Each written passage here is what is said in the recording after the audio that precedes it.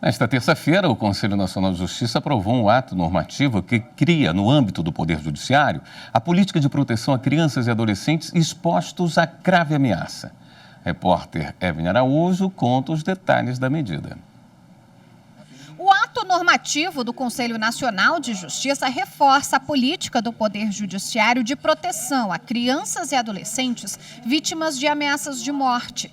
Segundo o conselheiro Richard Paiquim, a medida já vinha sendo discutida no CNJ desde 2021 e ganhou força nos últimos meses após os sequentes casos de ataques a escolas no país. Foram 2 anos de árduo debate, sem violar qualquer dispositivo de natureza constitucional e infraconstitucional e construído de forma a que o PPCAM, que é o Programa de Proteção a Crianças e Adolescentes Ameaçados de Morte, possa funcionar de forma adequada. A presidente do CNJ e do Supremo Tribunal Federal, ministra Rosa Weber, ao votar a favor da implementação da política, reafirmou o compromisso da justiça brasileira com a segurança de crianças e adolescentes.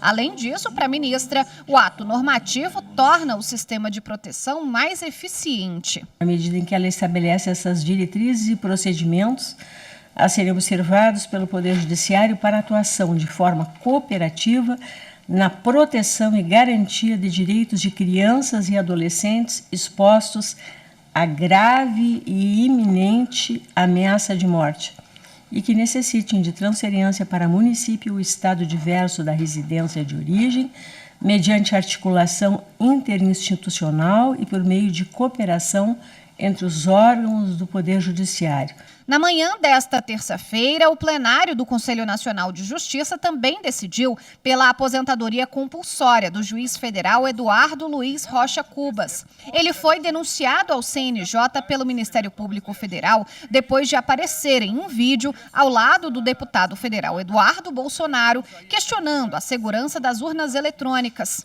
O caso ocorreu nas eleições de 2018. O relator do processo administrativo disciplinar, conselheiro Mauro Martins, lembrou que integrantes da magistratura não podem se contaminar por debates políticos partidários. Esse tipo de manifestação, esse tipo de postura, sobretudo vinda de um magistrado, de um juiz de direito, de um juiz federal, sem dúvida nenhuma, contribuiu para que uma parcela considerável da sociedade passasse a desconfiar das urnas eletrônicas.